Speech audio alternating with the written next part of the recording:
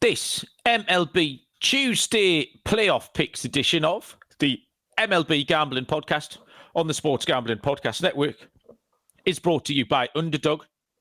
Underdog is hooking up new customers. Play just $5 and get $100 in bonus funds when you sign up with the code SGPN.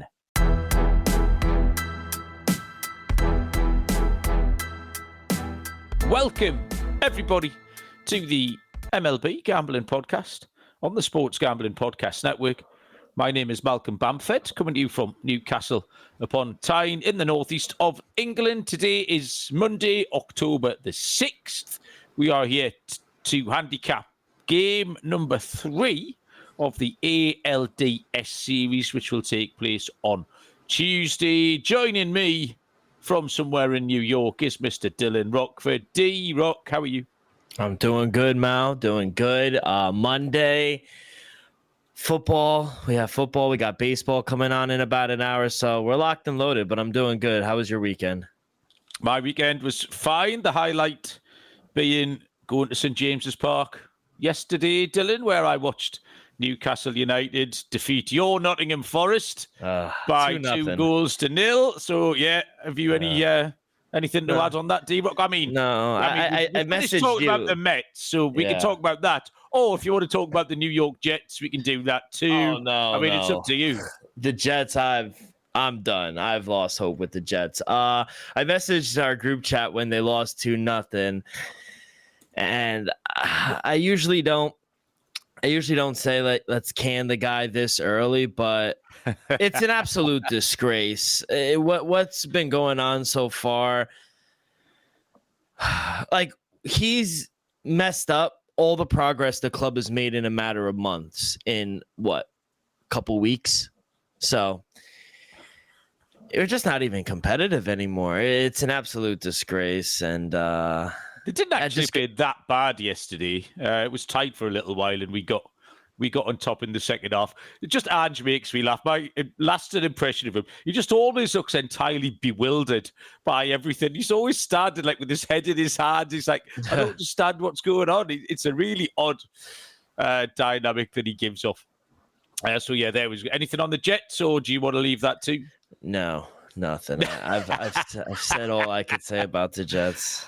I listened to Sean and Ryan's recap show this morning, and obviously they went out the Circus Survivor with the Cardinals, which is a fucking odd. Too. Holy shit. That was absolutely incredible. For DeMarcado to do that 1 week after the other guy, the Colts. From the Colts, yeah. Yeah.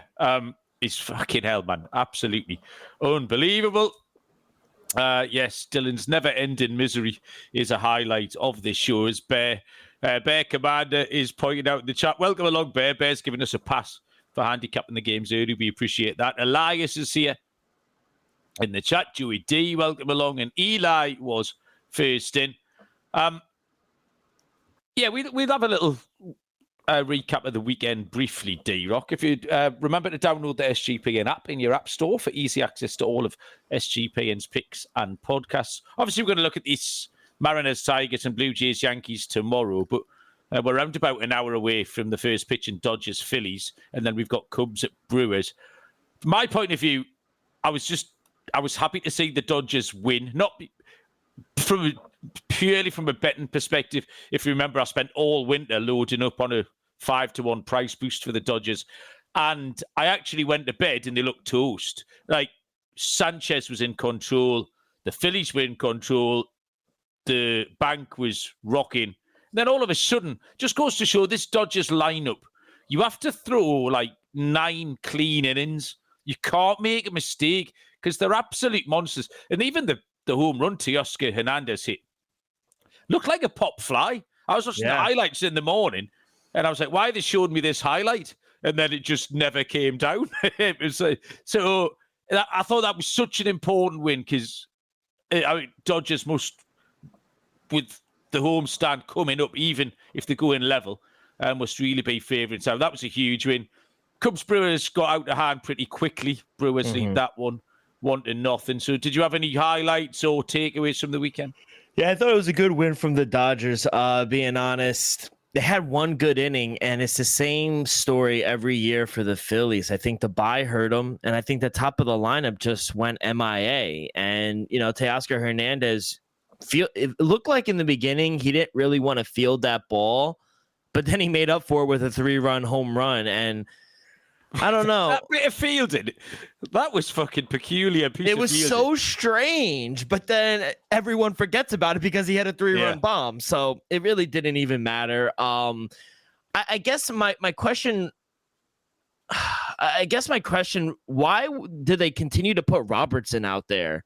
They have the whole bullpen, and you put out Robertson out there continuously. Just wasn't a good move, I thought. I don't like the Phillies here. Don't like them today either. Blue Jays, they were amazing. Kevin Gausman was phenomenal. The offense has disappeared. We talked about it yesterday with Scott.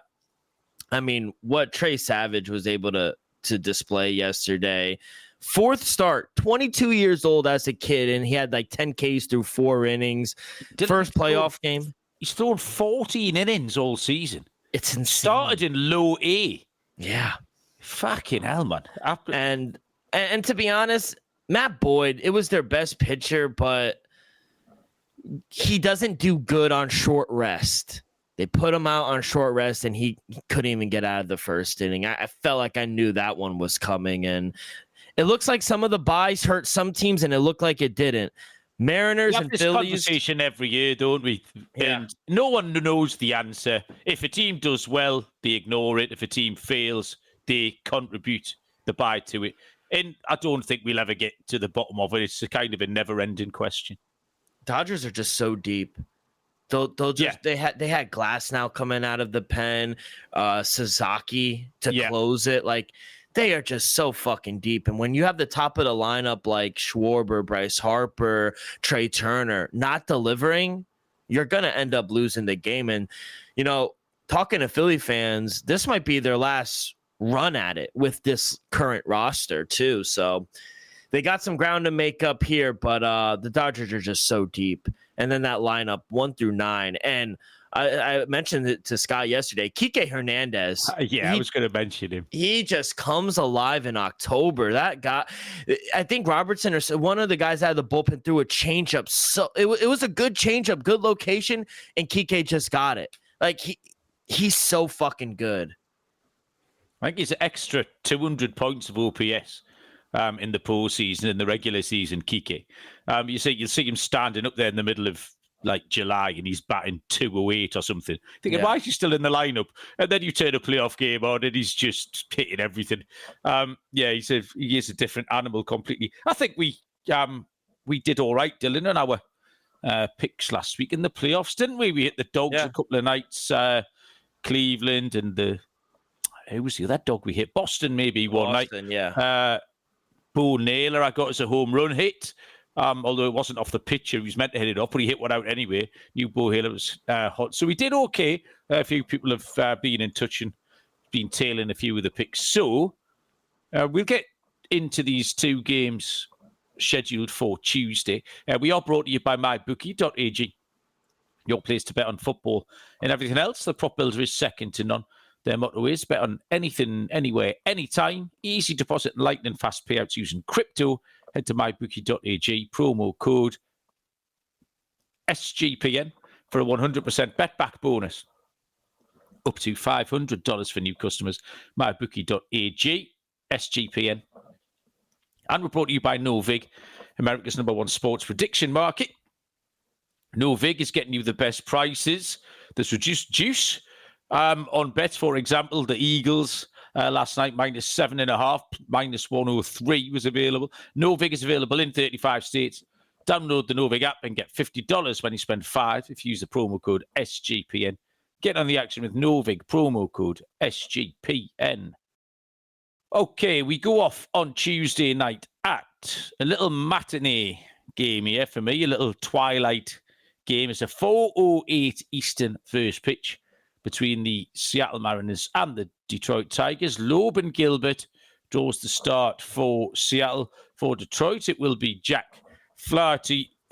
Series is tied at 1-1. Mariners minus 131, Tigers plus 110. Total here is at 7.5. Gilbert not pitched since September the 27th. This is another conversation that we have every year, whether or not it benefits or otherwise. And again, the answer normally comes with the result. No one knows previously what's going to happen, so it's pointless speculating on it. He did finish the season very, very strongly. 3.44 ERA in a 1.03 whip on the year. He was a home road split candidate, though. His 12 road starts were a 4.74 ERA. So if you want to make the case against Gilbert, that's certainly a part of it.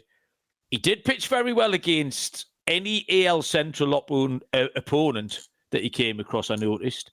6 games against that division, 2.84 ERA. And he had 2 good starts against the Tigers, went 10 1/3, give up 3 earned runs in those 2 starts. Flaherty's going all right. Not much length. Actually, his last 3 starts have all been against Cleveland. We know Detroit saw them repeatedly towards the end of the season and then in the playoffs as well. So a bit of an unusual situation there for him. But his last 2 starts have gone 4 2/3, then 4 1/3. So like I say, a relatively short leash. Did finish the season with a 4.18 home ERA. But for me, it's the Tigers' offense is still not doing it, Dylan. They've won 3 playoff games now. 2 of those, they scored a total of 5 runs to do it. And I'm not sure how sustainable that is. That's not enough. The margin is too fine for me to want to bet them here. And I don't really want Jack Flaherty. The Seattle bullpen has been good too. Spire, Munoz have been great. Seattle at a price of minus 130 this season or shorter have won 63.6% of the time. So I like Seattle. I'm going to take Seattle at minus 130. The one player prop I want for this game, Dylan, goes back to the Jack Flaherty outs. Like I say, short leash, a lot at stake here. Has gone 14 13 in his last 2 starts. Under 14.5 outs for Flaherty is minus 120. Scott and Adam laid out the case pre-playoffs for taking the unders on things like pitcher out props when there's so much at stake and they are on a short leash. So I'll take Flaherty to get the hook relatively early. Seattle to win for me, Dylan, and Flaherty under 14.5 outs. Yeah, this was tricky for me to come down on a side, but I do like a total. I'm going to go with the under 7.5 here at minus 120.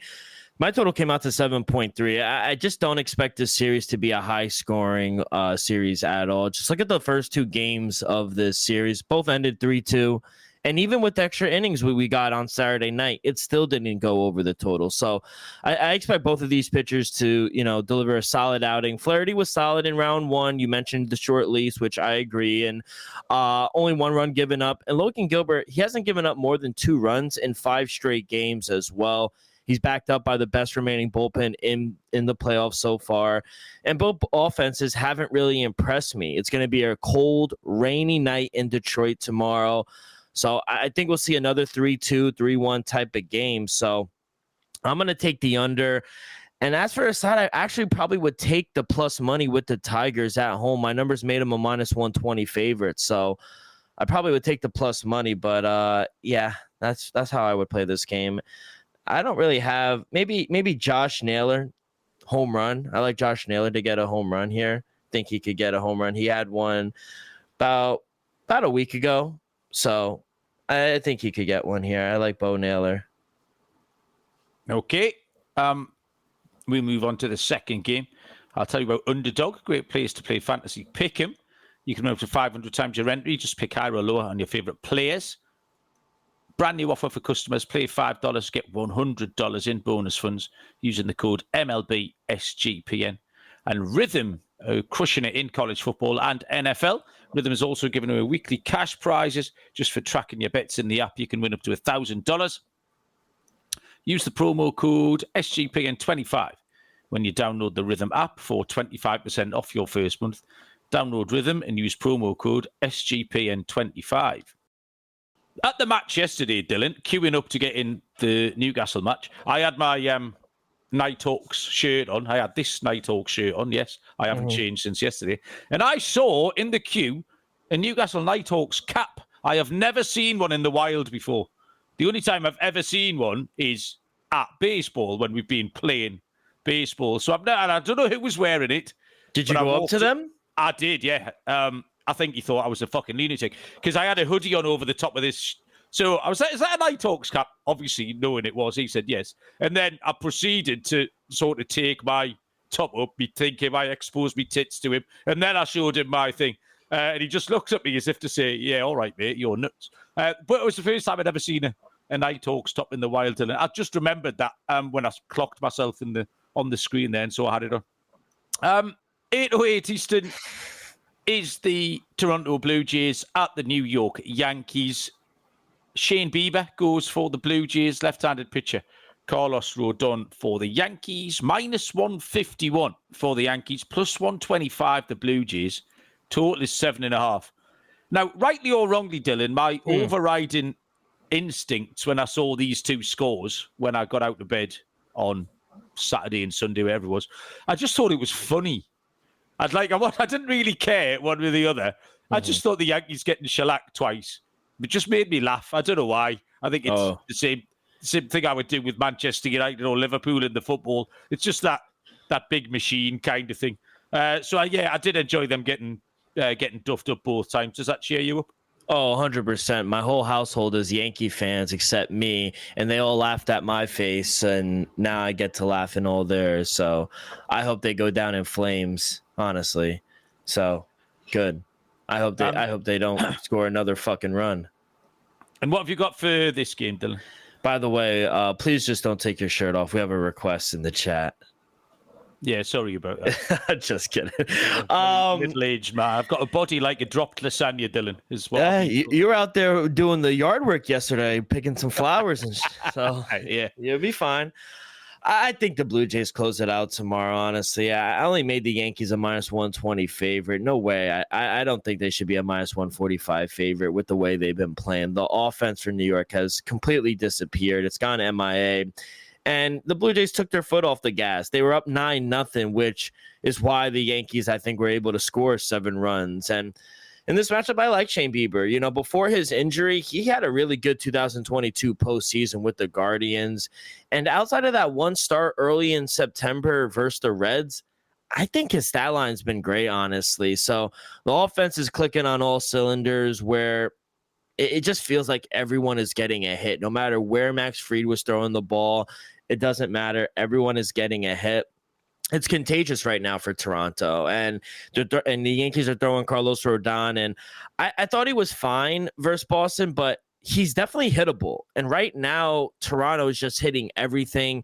They're destroying lefties through 2 games in the postseason, hitting .429. But even in the regular season, the Blue Jays were great against lefties, hitting .264. I think it's over for the Yankees, and plus 128. I'm going to take the Blue Jays here on the road to close it out, sweep them. I also like the over 7.5 as well. My total came out to 7.9. And as for a player prop, I'll take Vladdy over 1.5 HRR. You can get that at minus 118. He had 9 yesterday and 6 in game 1. So he's just seeing the ball right now. Against Carlos Rodon, he sees lefties pretty well. So, yeah, 1.5 HRR for Vladdy.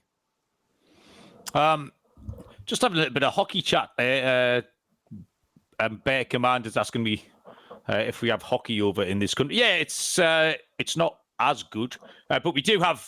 We've got the team. There's a team in Whitley Bay, which is quite near me. And the goalkeeper, Newcastle did have a team. The goalkeeper used to come in the casino. He was called Trevor Koenig, Canadian goalkeeper.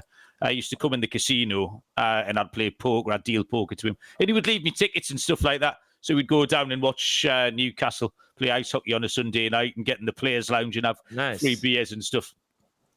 So, yeah, we do have it. It's popular enough. This one, I mean, the Blue Jays have shellacked them, haven't they? 23-8 over the first couple of games here.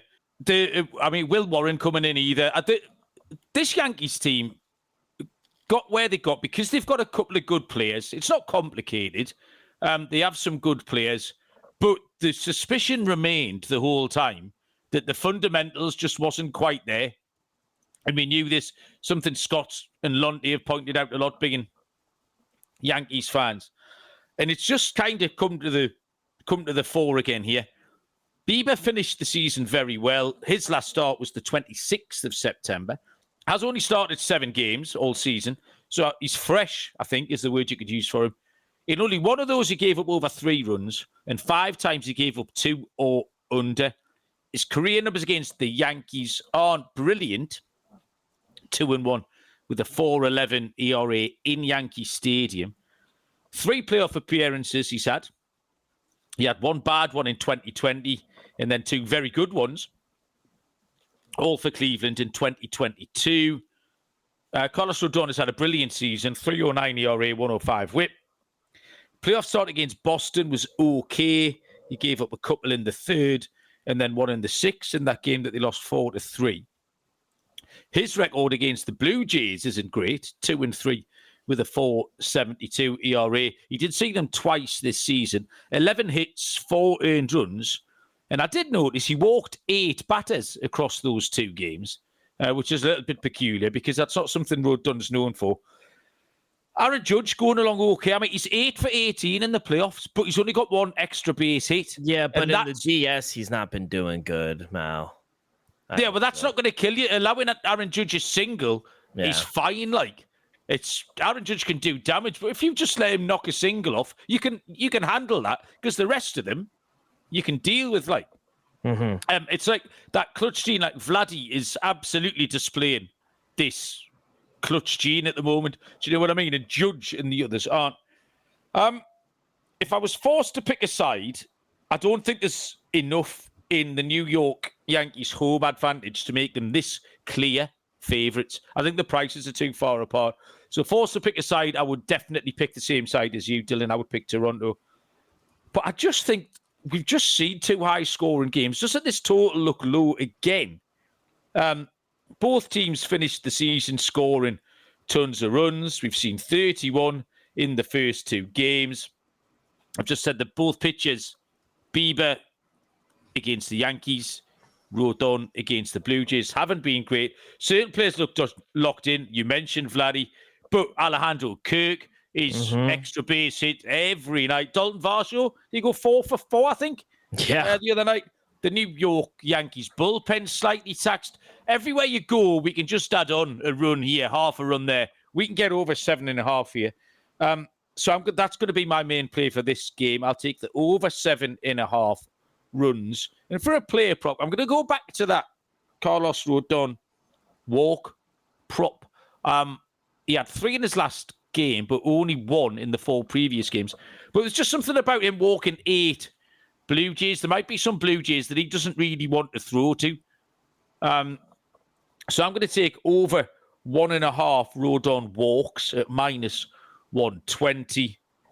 And I think, D-Rock, a cheeky little 25 minutes, I think that's us done and dusted. Anything to add or any props, picks, specials, anything like that? No, for the live listeners tonight, I do like the Brewers. I think it's a very short number. I just don't trust the Cubs here on the road. They're a wagon at home, Milwaukee. And I took the Dodgers on the run line for a nice little pizza bet at some plus money as well. I think the Dodgers should win as well. So cannot trust Jesus Luzardo here as well. So yeah, for live listeners, I like those 2 for tonight, but should be good. And if I had the amount of money you had, I would send you some money so you could bet over the week. Well, I didn't tell the listeners the story behind that, but yeah, I managed to lock myself out of all my accounts because I'm an idiot. So that's the only reason I've been gardening, flower arranging, vacuuming. I've done more in the last 48 hours than I've done in the last 48 years because I've locked myself out of my accounts. The wife thinks I'm a new man. Little does she know that there's a reason for it.